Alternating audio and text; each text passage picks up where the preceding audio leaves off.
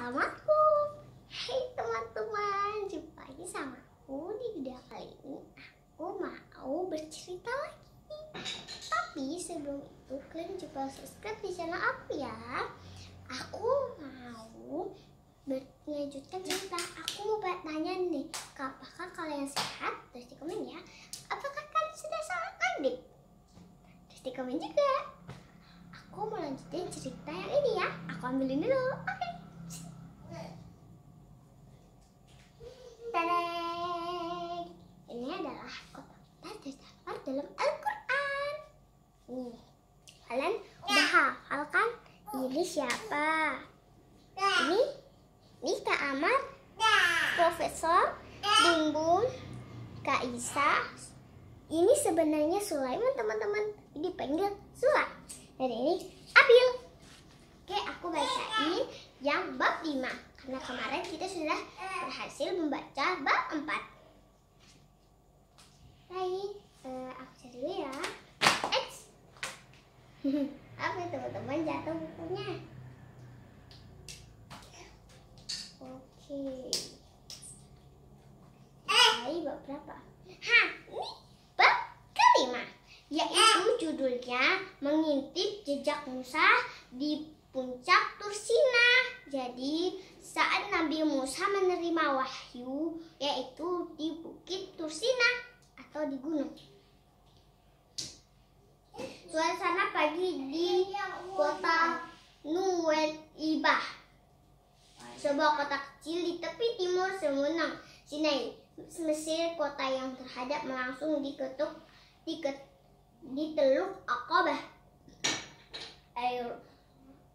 Ayo ready kids, ayo berangkat sebelum matahari semakin tinggi, kata Paman Malik.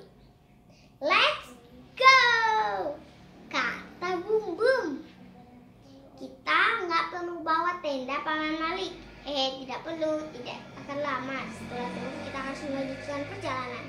Sulah, aku bawa mie instan nih, jadi kamu nggak takut kelaparan. Hehehe.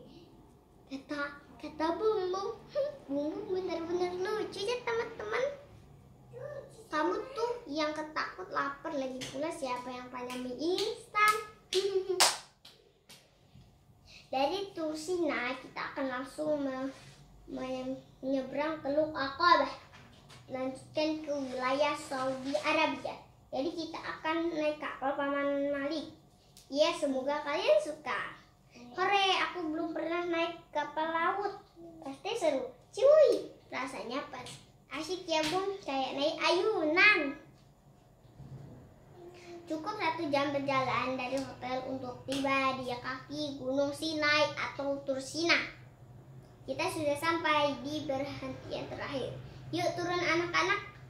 Dari sini kita akan mulai berjalan kaki. Abil mau tambah mantel ya? Enggak usah kok Kak. Abil kuat. Hawanya dingin banget, kata Bum Bum. Iya, badanku sampai gemetar. Kak Bum Bum payah, masa begini saja sudah kedinginan. Pantas dingin sekali, suhunya -4 derajat. Kita harus bergerak agar suhu tubuh kembali menghangat. Let's go. Waduh, ternyata capek juga ya. Oh, pingsan rasanya. Payah, belum apa-apa sudah mau pingsan. Kenapa Bum? Kok berhenti? Bum Bum enggak kuat Kak, capek. Kayaknya Bum Bum minta gendong saja. Hampir jatuh teman-teman.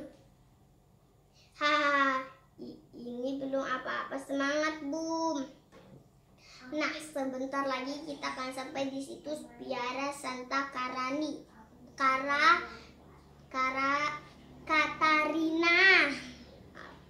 Kita bisa istirahat sebentar di sana. Biara Santa Katarina. Biara Santa Katarina. Sepertinya aku pernah baca sejarah. Paman, kalau nggak salah, biara ini pernah dilindungi oleh Rasulullah, kan? Iya, betul sekali. Surat Dekrin Nabi Muhammad Semasa Rasulullah hidup, dia pernah menulis surat untuk melindungi biara ini agar dapat digunakan oleh umat Nasrani beribadah. Bagaimana, Bung? Masih kuat jalan? Aduh, aku nyerah, Kak. Kakiku udah nggak bisa digerakin. Kalau begitu, biar kakak gendong. Aduh, ampun, Bum. Badanmu berat juga. Hihi, makanya ke Bum. Kalau disuruh olahraga, jangan tidur terus. Rombongan mulai kembali berjalan. Di depan kita bisa menyewa unta untuk sampai ke pos terakhir. Kamu mau naik unta, Bum? Mau? Abil juga mau, Kak Amar. Asyik. Pegang yang kuat ya, Bil. Siap, Kak Bum. Wah, naik unta. Asyik. Hihihi. Aisyah, Sula, kalian mau naik unta juga? Enggak. Aku enggak mau. Aku mau jalan aja, lebih sehat. Nah, setuju. Hehehe. Di Gunung Sinai sebelum wisata sampai di puncak, mereka harus melalui anak tangga sebanyak 750 kudakan. 750 anak tangga ini lagi, lalu kita akan sampai di puncak Gunung Sinai atau Tursina. Comeon, ayo semangat! Setelah beberapa saat mendaki, itulah puncak sudah terlihat. Alhamdulillah, yeay, sampai juga. Sampailah rombongan di puncak. Kita sedang berada di ketinggian 285 meter di atas permukaan laut. Bagaimana rasanya? Kalian senang? Masya Allah, pemandangan sungguh indah. Luar biasa, ini sungguh-sungguh luar biasa. Disinilah Nabi Isa dahulu menerima wahyu serta diangkat menjadi Nabi dan Rasul. Jadi teman-teman, Nabi dan Rasul itu bukan hanya satu umat kayak yang lain ya. Kayak Nabi Ibrahim kan disebut Nabi, jadi hanya untuk satu kaum. Kalau Nabi dan Rasul itu untuk semua kaum. Aku bacain lagi ya. Saat itu Nabi Musa berbicara langsung dengan Allah. Masya Allah, Masya Allah, Masya Allah. Oke, ini sudah bab 6. Ini terakhir aku bacain ya. Pemandangan sangat indah di atas Teluk Aqabah. Di dalam Al-Quran, keindahan Teluk Aqabah tercantum dalam surat Al-Kahf ayat 60. Dan ingatlah ketika Musa berkata kepada pembantunya, aku tidak ingin berhenti berjalan sebelum sampai ke pertemuan dua buah laut, atau aku akan berjalan terus sampai bertahun-tahun. Lautnya biru banget, jadi ingin berenang deh bawahnya. Kak Bumbung seperti bisa berenang saja. Bisa dong, emangnya Abil nggak bisa berenang? Enak aja. Abil juga bisa berenang, tetapi di bak mandi. Sula kemana ya? Kok nggak kelihatan dari tadi? Bagaimana demamnya? Sudah berkurang? Kayaknya makin tinggi, Kak. Pusing banget, rasa perutku sedikit mual. Rupanya Sula demam, teman-teman. Wah, kesian banget Sula ya. Sepertinya kamu masuk angin. Kelelahan mungkin. Sebentar, Kakak ambil obat dulu di mobil. Iya, Kak. Mencari apa, Kak? Mencari obat kotak. Sula demam. Terakhir Kakak taruh di ransel. Kamu lihat. Kak Sula, kenapa kok dikompres begitu? Nggak tahu, Bil. Tiba-tiba kepalaku pusing, perut mual, dan badan panas dingin. Sulah payah baru naik gunung. Begitu saja langsung meriang. Apa kita perlu mengunjungi dokter? Sepertinya begitu, Tuan Malik. Demamnya semakin tinggi. Kami khawatir dengan keadaannya. Kalau begitu, setelah berlabuh, kita bisa mengunjungi klinik otoritas berlabuh. Sebenarnya perutku juga bergembung, tetapi aku tidak mengeluh. Itu sih kembung karena kebanyakan makan. Iya, jatah Abil dihabisin semua. Maaf, tadi aku hilaf. Kasihan Kak Sula. Kita berdoa sama-sama untuk kesembuhan Kak Sula ya. Ya Allah, mudah-mudahan Sula baik-baik saja.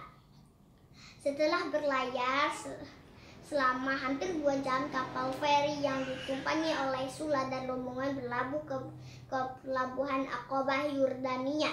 Dengan wajah pucat dan badan lemah, Sula berjalan memeriksa dokter. Bagaimana keadaannya, Dok? Hanya demam, biasa efek kelelahan. Saya akan memberi obat. Dalam sehari atau 2 hari, insya Allah demamnya akan segera turun. Apa Sula perlu dioperasi, Dok? Hah? Dioperasi? Ih, Kak Bum Bum. Apa hubungannya dengan demam dan sama operasi? Kata Abil. Capek deh, kata Kak Aisyah. Apa kita bisa melanjutkan perjalanan? Sebelum gelap, mudah-mudahan kita sudah tiba di Madian. Nanti kita bisa bermalam di kota Al-Mad. Kalau kamu bagaimana, Sula? Enggak masalah, Kak. Nanti aku bisa beristirahat di jalan. Amin Malik, Madian itu kalau nggak salah tempat kaum Nabi ya, that's good. Aisyah, di sana Allah mengutus Nabi Ayub untuk berdakwah. Nabi Musa juga pernah bertamasya ke Madian kan? Bukan tamasya, Bum. Itu adalah cara Allah mempertemukan Nabi Musa dengan Nabi Ayub. Tahu kamu, lalu Nabi Ayub menikah putrinya dengan Nabi Musa. Aku pernah baca kisahnya. Wah, tumben Kak Bumbu pinter. Hihihi. Berapa lama kita akan tiba di kota Alab, Tuan? Nah, Anda ingin saya ganti penyetir, Tuan? Sekitar 2 jam perjalanan. Jadi yang tadi itu Anda yang ingin menyetir sebelumnya ya, teman-teman. Tidak usah, saya masih segar, hehehe. Oke, lihat dulu ya, teman-teman.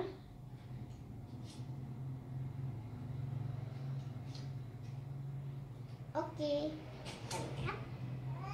Oke, ini Madian terletak 5 km dari kota Alad. Mereka tiba di kota Alad ketika hari mulai gelap. Kita bermalam dan istirahat di masjid ini. Besok pagi setelah kembali segar, kita bisa melanjutkan perjalanan.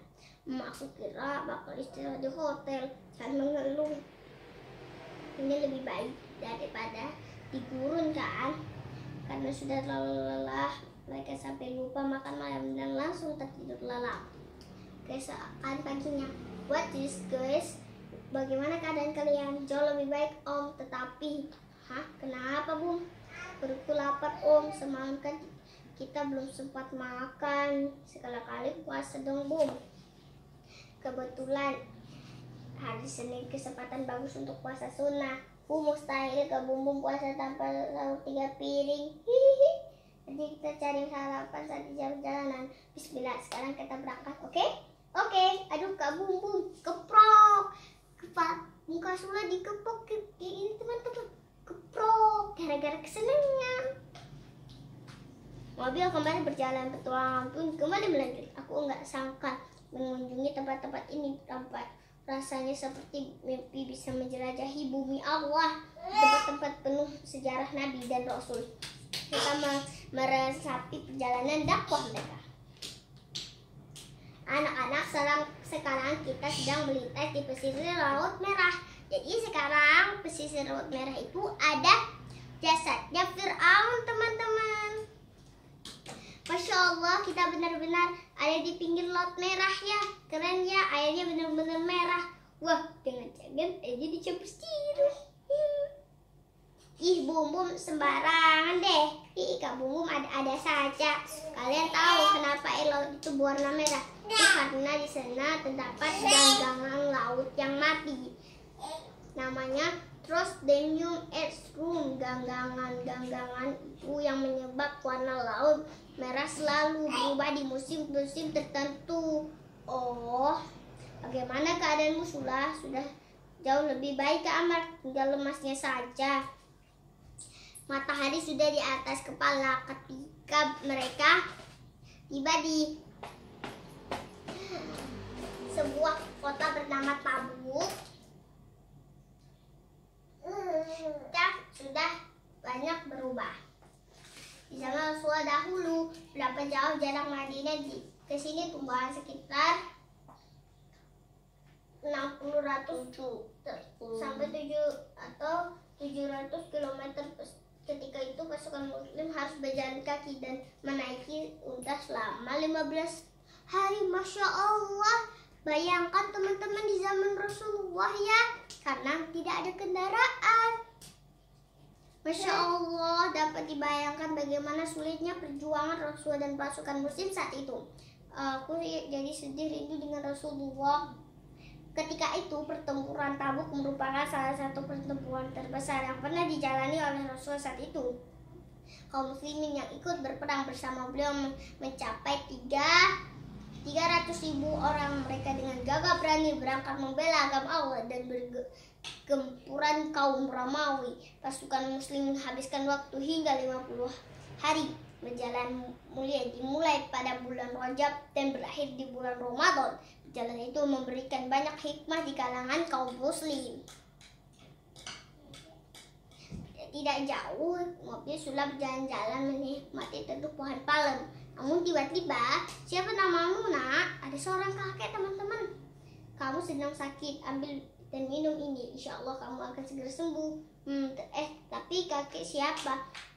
Sudah, kamu sedang apa? Ini bum, kakek ini. Kakek yang mana? Loh, kok tadi di sini kakek? Kebetulan kakek itu memberikan kepadaku ini. Waduh, jangan-jangan itu Sula menciptakan kejadian aneh yang baru saja dia alami. Habatus sauda dan madu. Ini kamu dapat dari siapa? Dari pemberian kakek yang tadi. Sejak saat itu kita sendiri, siapa-siapa ya Sula. Tetapi tadi aku kok lihat sendiri rambutnya putih, jangkutnya panjang wajahnya. Sudah minum saja obatnya habatus sauda dan madu baik untuk kesehatan. Rasul menganjurkan pun meminum obat memberikan kakek misterius tadi. Bismillah. Sebenarnya kakek itu siapa? Ya kok bisa jadi tahu sedang sakit. Aku mungkin ya malaikat yang menyamar. Tempat ini benar-benar di luar duga. Sebaiknya kita lanjutkan perjalanan. Kamu bisa mengemudikan mobil sebentar, Ammar, seperti aku perlu istirahat. Baik Tuan Malik.